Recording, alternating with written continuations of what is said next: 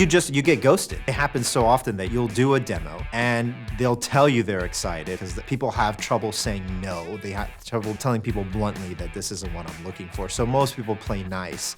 And then the average seller gets ghosted on most of their deals. The number one deal killer for almost every seller for almost every product is status quo, no decision. It's not your competition. It's just indecision. Not making a change at all is the easiest thing you could do. So these sellers will go in, do this great talk, feel really good about it, then never hear again from that buyer.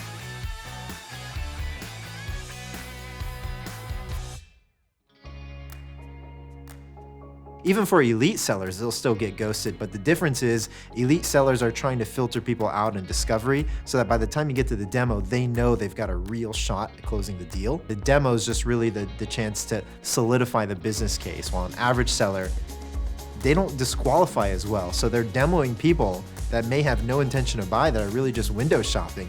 The last thing I want to do as a seller is waste my time, because that's the one thing I know I can't get back. So I want to make sure I'm dealing with a buyer, not a prospect. Early in the sales cycle, I'm going to mention pricing. I'm going to unexpectedly delight them by telling them the pricing. So usually within the first conversation of whatever I'm selling, I'm telling people, here's the base level, here's a range, and there's some factors that go into that range. So it might sound something like this. Our pricing starts at $12K per year. Typically for companies of your size, it's between 30 to 46K. It's about 3 or 4 factors that go into that range and why it occurs. Let me just pause for a second. I threw out some numbers. What's your initial reaction? Right there on the first call. And they're floored. They're like, oh my God, this seller did the most unexpected thing. They just told me the pricing. That's crazy. And it gives me the chance to ask some tough questions back, because reciprocity says when somebody does something nice for you, you feel very compelled to return that in kind. So once I say the pricing and they tell me, thank you for telling me that, you're right, I was thinking it, something like that. And then they say something like, I don't know, that seems a lot more than what I thought. Well, what were you thinking? What budget did you have? And I can ask very blunt questions right in the first call. There's gonna be a set of people that go, whoa, what? Your pricing starts at 12K? My budget's 3, and this is probably not the right product for you. And you just saved yourself an entire sales cycle that was never gonna lead to anything anyways. So the only good things can come from it by starting the negotiation right from the beginning of the relationship. You always have 1 or 2 people that are going to win the deal for you internally. I can give you a real world example. One of the biggest deals that I closed in my career, it was a 1.5-year sales cycle. I met with more than 30 people at the company. And I had one particular champion I was working through that entire period with. He told me why they were going to buy, and he told me what I should be showing in the demo, and he was guiding me to help sell everybody else in the company on the idea of the product. At the end of the deal, he showed me the criteria on why they bought. So imagine 1.5 years I've been dealing with this person. We've become friends at this point, texting basis. He shows me the criteria on why they bought. It was a list of 7 items. I only knew about 3 of them. Those other 4 reasons came from other people. Whether I had met them or not, they didn't tell me all those things, because they're not going to tell me everything that happens over a 1.5 year period. It was his job to organize all of that, to make it all happen, to put it on a single spreadsheet. I was selling everybody else and empowering him to make the sale internally. He probably did as much work, maybe even more than I did, to make that purchase happen. That's the norm. The bigger the price point, the more typical that is to have a lot of stakeholders like that involved in a deal. Most demos, you're going to be dealing with stakeholders from different departments, different decision makers within the company at large. It's pretty rare that you would do a demo for just a single person after the initial conversation that you have. That's the whole consensus building, is that people are going to bring in others from different departments, different teams to take a look at it. And after every demonstration, there's some sort of discussion that happens internally that the seller's not going to be invited to. They're going to close the door, they're going to leave, they're going to go somewhere else, and they're going to talk about it. And you want to arm your champion with everything they need to win that conversation, to motivate people to commit to change, to find the energy, the resources, the time, the budget to make it happen. And the demonstration is a place to build that up. The demo lets you find what those emotional triggers are to help your champion build that business case. Average sellers on demos are showing off their product, talking about features, talking at the people who are in the meeting.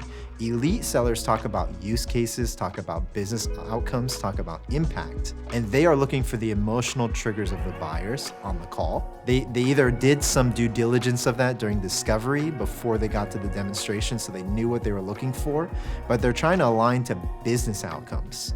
but they're also knowing that people buy irrationally. I mean, we're not logical. We don't just go 1, 2, 3 when we make decisions. We're emotionally charged.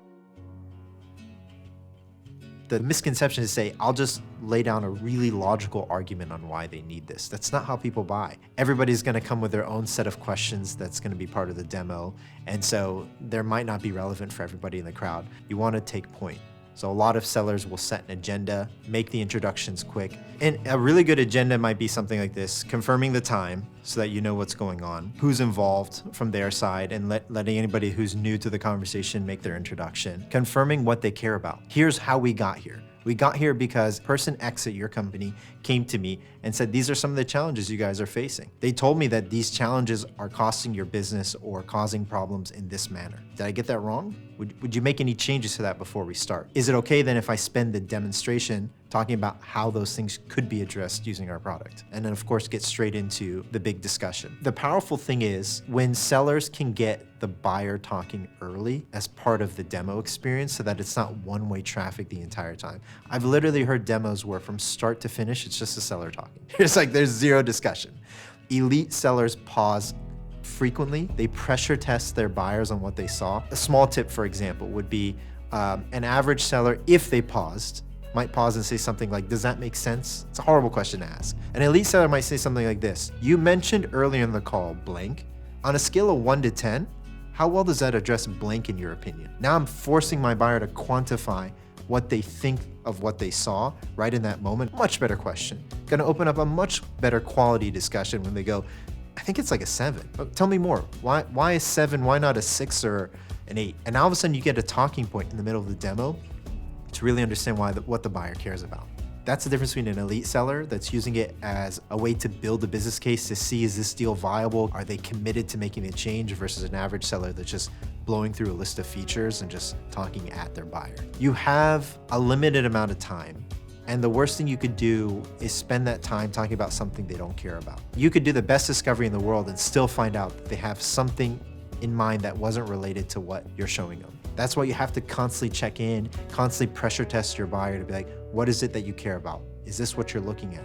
Or was it something different? Should we go this way or that way? You tell me how you want to see it, what's relevant to your business. So in a demo, you'll be showing something on the screen and then you'll see somebody go like this. And it's like, that was a tell. People will lean into their screen when you show them something that they're excited about. Elite sellers pick up on that and they realize, wait, I've hit something here. Let me dig in for a second and see why they're leaning in. Why are they giving me these signs? Versus an average seller that would maybe blow through that and just kind of go down a list in features or functionality of their product. So there will be times in the demo where I'm like, so what do you think of that? And I want to hear something like, wow, oh my God, I've not seen that before.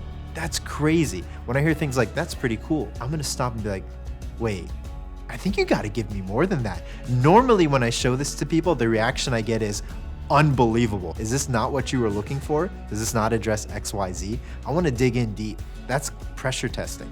And elite sellers have no fear in pressure testing their buyer during the demo. So you finish the demo, you've done your discussions, you've gotten a sense of what they really care about. The power of a seller is being able to say what a buyer's thinking without them having to say it themselves. There's a superpower in that because you sound informed when you do that.